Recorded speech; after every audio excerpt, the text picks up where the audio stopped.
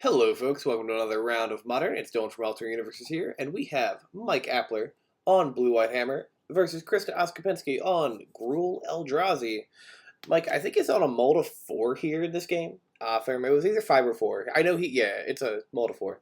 He's going to Fetch Shock, get a Hallowed Fountain, play out a Giver of Runes. The white balancing is off on this camera, and that is going to make me cry. Oh, pain. Alright, Krista's going to play Grove of the Burn Willows. Going to give Mike a life to create a red mana and bolt the Giver of Runes. Mike doesn't come out to play. Like I said, he's my coworker. I think I said it. He's my coworker. He works at Alternate Universes. He doesn't come out to play Modern too terribly often nowadays. But when he does, he usually plays Hammer. I know he's been experimenting with a couple different decks right now. I think last week when I was playing with him, he was playing a blue-white Urza Affinity deck. And I think he has that. I think that was the plan to play for today. There's an Esper Sentinel coming down, as well as an Urza Saga. There's an Ancient Stirrings. Mike's going to get a draw trigger from the Esper Sentinel. Great way to recover from a mulligan. Esper Sentinel, baby. That card is... I love that card. Yeah, so Mike was planning on playing his Affinity deck, but he wasn't able to find a card he wanted to try, so he was like, oh, I'll wait till next week. Alright, Krista finds an Eldrazi Temple, plays an Eldrazi Temple. Krista consistently coming with decks that have cards in it that I do not know what they are or exactly what they do. Tack it in for 1. I think you're at 19. Mike also now at 19 because of the Grove of the Burn Willows. Mike going to play an Inkmoth Nexus, which, folks, I'm assuming you are following the Double Masters 2 preview season, because, yeah, maybe, why not? There's a Ratchet Bomb coming down. I imagine Mike is going to make a construct here, but if you aren't, they released a preview image of a new Pithing Needle, like, full art, that is, Inkmoth Nexus. I don't know exactly what it's doing, but it's got the the tattoo Nexus art in it, and I love it. It's really pretty. Alright, Mike's gonna make a second construct here with that Saga trigger. Going to go get a artifact here. I'm actually just getting Shadow Spear. Though he's on only a couple cards in his hand, so he could go get Springleaf Drum for just more mana.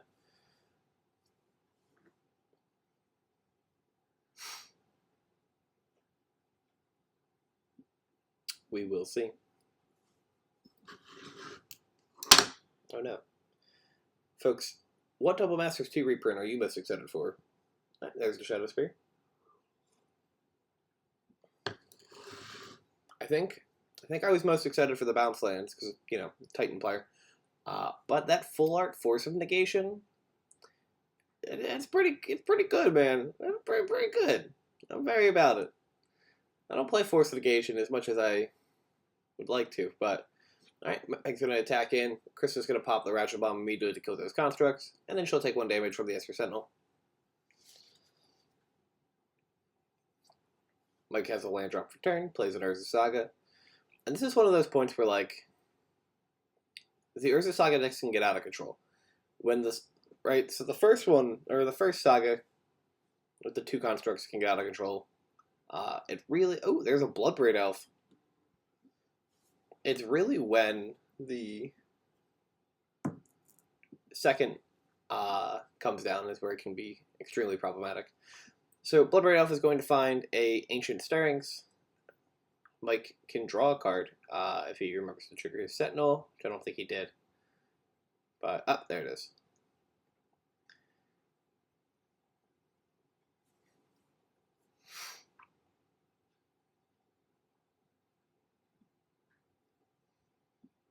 Finds a Forest off of the Ancient Stirrings. Folks, do you remember when, I think it was in like 2017, when everybody like wanted Ancient Stirrings banned? It was like, I forget the reasoning. I know it was because of Tron and I think Amulet Titan. But people just did not like that card.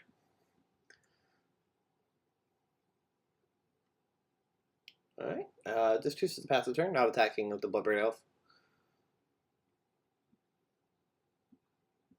Life totals are 20 to 18. That Saga's going to go to 2.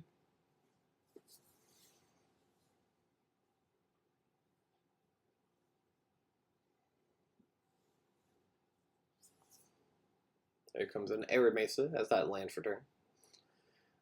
Using the Modern Horizons 2 Extended Art. Second Esper Sentinel coming down.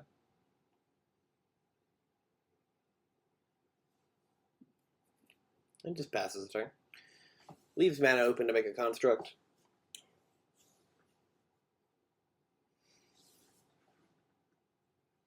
Krista plays that Forest that we saw her pick up last turn.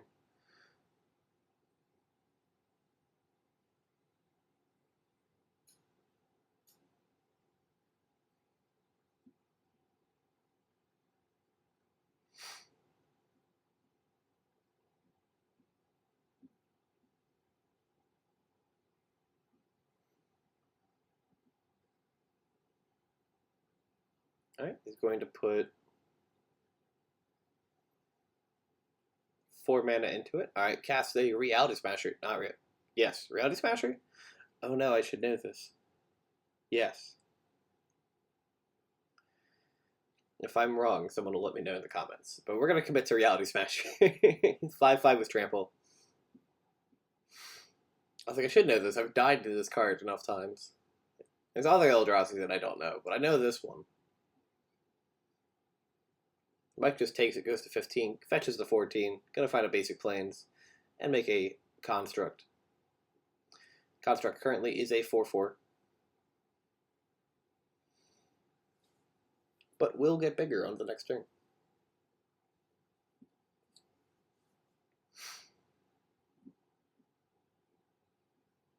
I wonder if Krista plays any cards like Nature's Claim. She probably, I imagine she plays Force of Negation, Force of Vigor in the sideboard. Ooh, I wonder if that'll get a full art reprint in Double Masters too. That would be cool. I'm also okay with them not printing pretty full arts that will attack my wallet. But I don't think I have a choice in the matter. Alright, construct number 2.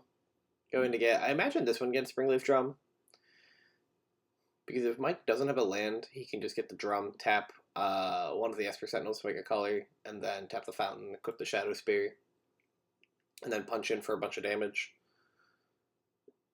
Gain some health back. There's the drum, aka Mox Opal at home. Which, folks, I don't know if you play Legacy at all, which, if you do, we are having a 1K this Saturday, June 26th? Oh, God. This is recorded on the 22nd. This goes live on the 23rd. Yeah, the 25th. Oh, the day off. Alright. Yeah, June 25th at Alter Universes Bluebell, we're having a Legacy 1K. You can watch me stumble my way through playing a deck I have never actually played before. But, as I was saying, if you haven't played the Legacy version of 8cast, it's so fun. There's so much going on with it. Makes you really miss Mox Opal, but also makes you really understand why you can't have Mox Opal. Alright, we're going to untap. Going to draw. Play Cavern of Souls. I imagine that's naming Eldrazi. It could name Elf. Actually, I think she named Elf, if I remember.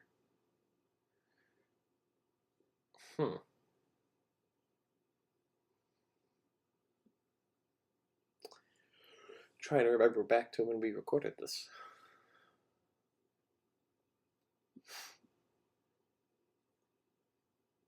Alright, 2 mana. There is an Eldrazi Obligator. It's going to take the construct that has the Shadow Spear attached to it. Now, she's not in possession of the construct, or of the Shadow Spear. The Shadow Spear does stay with Mike. I want to read Eldrazi Obligator real quick. When you cast it, you may pay colorless or one of the color. If you gain control of target creature to end the turn, untap that creature gains haste. Okay. That's what I had thought. Alright, so attacking with the Reality Smasher and the Construct here. The Construct will be a 2/2 because of the +1/+1 from that Shadow Spear. So 7 damage being presented. Mike has 1, 2, 3, 4, 5 constructs. 5 artifacts, 6 artifacts as the Shadow Spear. Again, still technically in his possession.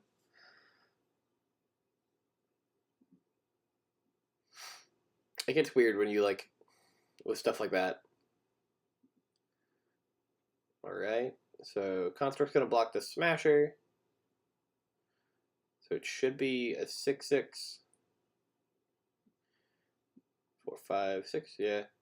I was like, unless my math is off, which is possible, but... Chris is going to... Oh, spatial contortion? Spatial distortion? Going to give +2/+2 to the Reality Smasher. Mike is going to animate the Ink Pop Nexus to make the the construct of 7/7. 1, 2, 3, 4, 5, 6, 7, 8, 8, 8. 1, 2, 3, 4, 5, 6, 7. No, 7, 7. Okay. Welcome to counting along with Dylan. Just not good, the greatest.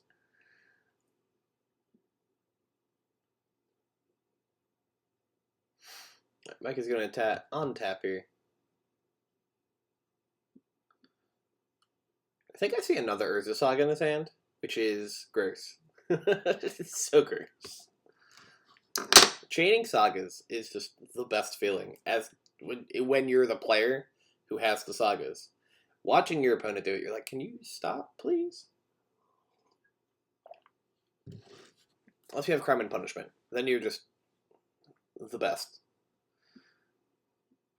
Alright, here comes the third Esper Sentinel, because we want all of the draw triggers. And going to attack in for a pretty big number. 1, 2, 3, 4, 5, 6, 7, 8, 9. Gonna put Krista to 2. My math is correct. It very well could not be. But if it is, Mike is going to gain a bunch of life.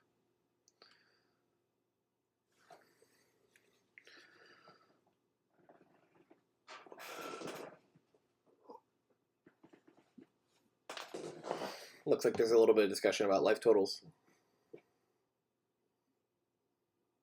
I do not remember the name of that land. It's a red-green version of Underground River, though. You can add a red or a green, but it deals 1 damage to you. I think Underground River is the one I'm thinking of. Link's going to pass the turn. Ink Bomb Nexus will go back to being a land. We're going to Ancient Stirrings. Will we pay any of the taxes? It looks like she pays 2. And so Mike does get a draw. Unless there's a third mana put into it that I'm missing. The Eldrazi Temple looks yep, alright. So Chris is going to scoop it up. Mike's going to take game 1. And we'll be right back with game 2, folks. Hey, we're here with game 2. This is called I Forgot That I Cut It Before I Started Recording. I have to save your... Yeah. Alright, there's a Stompy Ground into an Ignoble Hierarch. Honestly, Ignoble Hierarch's probably pretty good with the Eldrazi cards, because you get the Exalted triggers until you just start flooding the board with the Eldrazi. But Mike has a Sea Chrome Coast, passes a turn.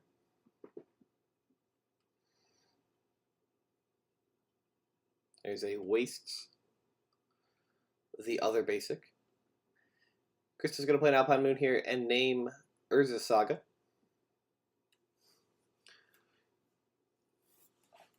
Now, if you don't know what Alpine Moon does, it says it, removes the non-mana abilities from the card. What? No. I've played with this card enough times. It kills Urza Saga. And if you name any other land, they lose their regular abilities and they just tap for one of any other color. Or tap for one of any color, not any other color. As a Titan player, I have died to my packs because of Alpine Moon, and I've also been able to survive a pack because of Alpine Moon, which was really interesting. They had named, I think, Valakut, and I was like, ah, sick, you just gave me the green to pay for this pack. And they're like, oh shit. Then they died.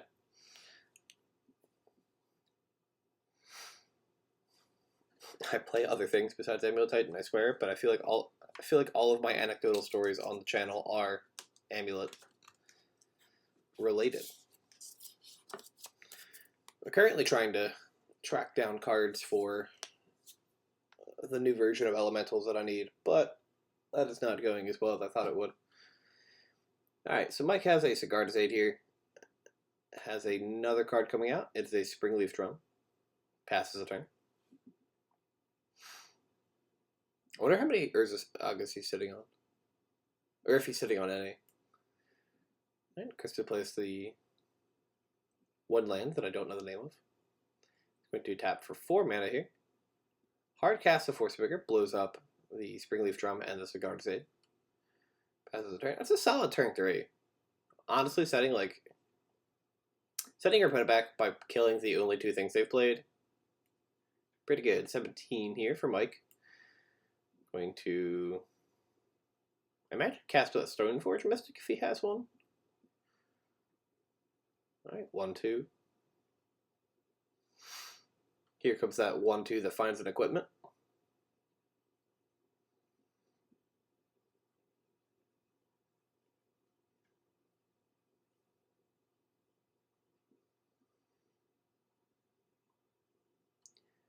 I don't know if the clock numbers were downshifted somehow, or if they've always been like that.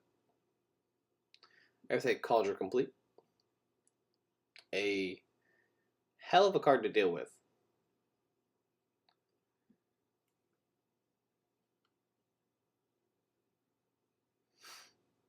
Alright, we're going to tap for red here. Going to attempt to Lightning Bolt the Stoneforge Mystic. Mike is going to respond here. Does he have a Blacksmith skill? He does. Alright, Stoneforge Mystic is going to gain Hexproof, so that bolt will not resolve.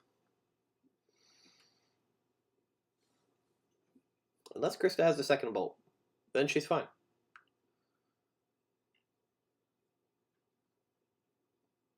Alright. Plays a Cavern as a land for turn. There's 4 mana. Alright, named Elf of the Cavern, I assume. Plays a Bloodbraid Elf. Gets a Cindervines. Which I totally only know because of this match. I'm not even gonna lie. Bloodbraid Elf is gonna attack in for 3 here.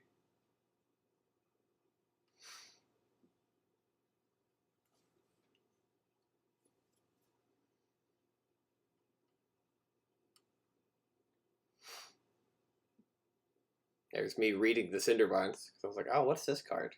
I don't know what this is.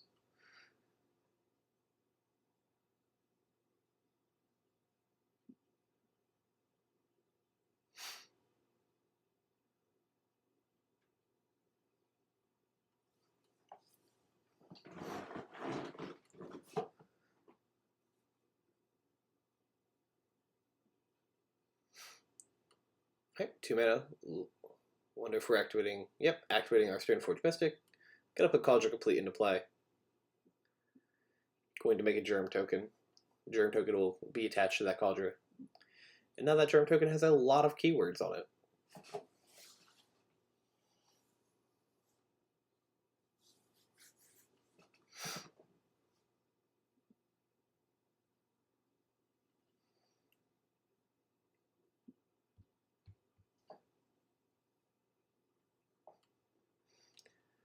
Alright, Mike's going to attack in here for 5. Gonna put Chris to the 13.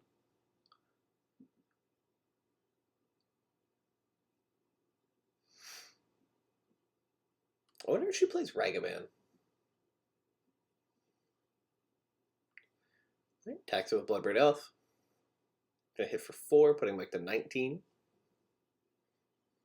19. 9. I can't math. I can't even blame it on me being tired. I'm just dumb. Alright, plays a Grove of the Burn Wells and passes a turn.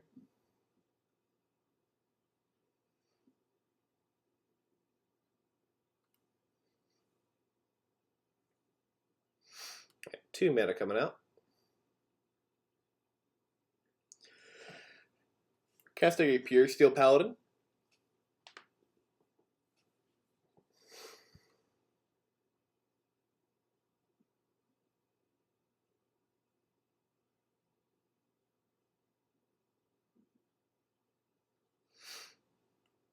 Going to cast a Colossus Hammer here. Going to get a draw trigger from the Pure Steel Paladin.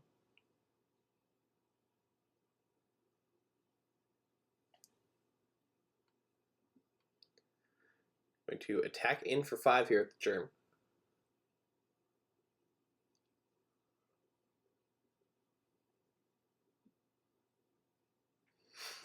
I wonder if Mike names his Germ tokens. It looks like a Larry to me. Larry has done 10 damage so far.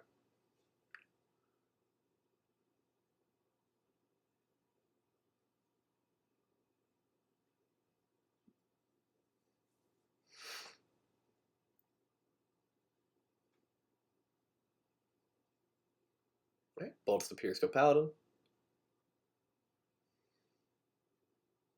Attacks in for 4 damage.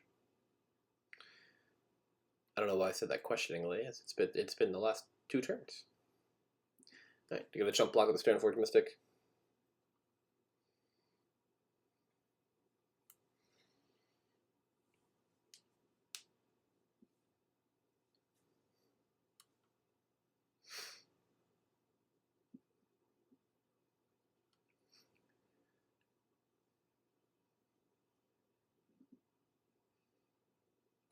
Right, attacks in for 5.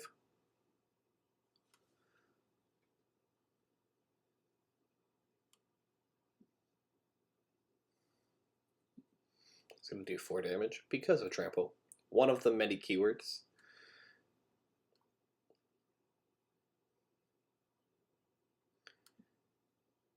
Alright, here comes Stoneforge Mystic.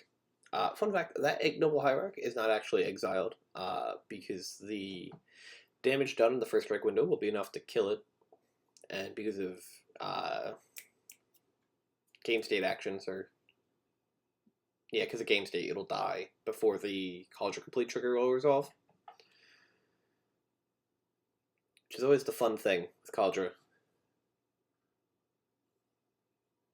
Shout out to local player Leland Machin for letting us know about that one.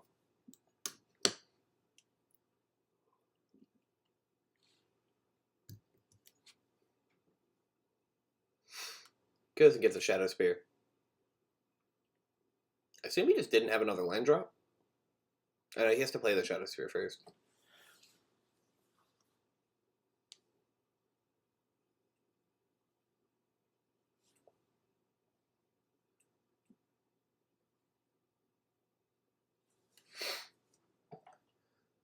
Alright, cast out the spear, I assume.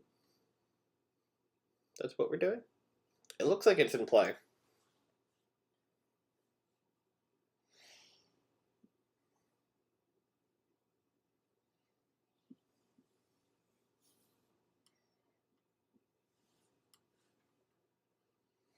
Alright, passes the turn.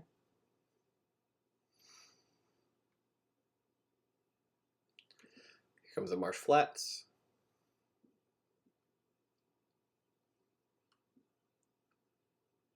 Fetching here, going to 7. Gets the Plains. No reason to get a Hollow Fountain.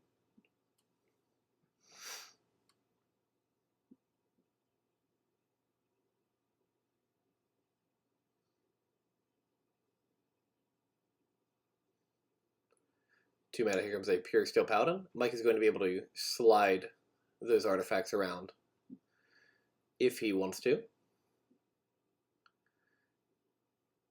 It's going to go to attach the Shadow Spear to the Germ. Interestingly, not attaching the hammer to the Germ as well.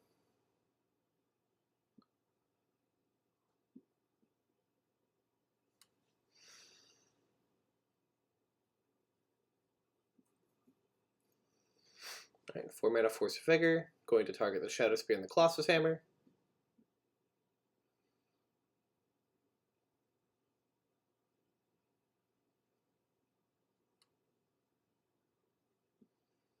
is a Spell Pierce coming down on the Force of Vigor.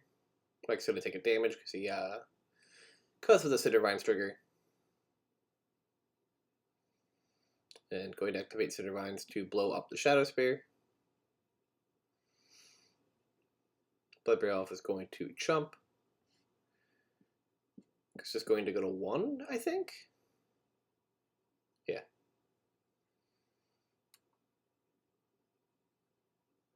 Passes through. Still, I'm a little confused about the not equipping the Colossus Hammer.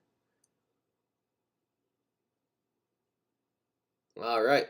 And Mike is going to take it 2-0 with Blue-White Hammer over Gruul Eldrazi. Thank you for watching, folks. Have a great rest of your day. If you can like, comment, subscribe, and all that fun stuff. We do post modern content every single week. So, yeah. Have a great day.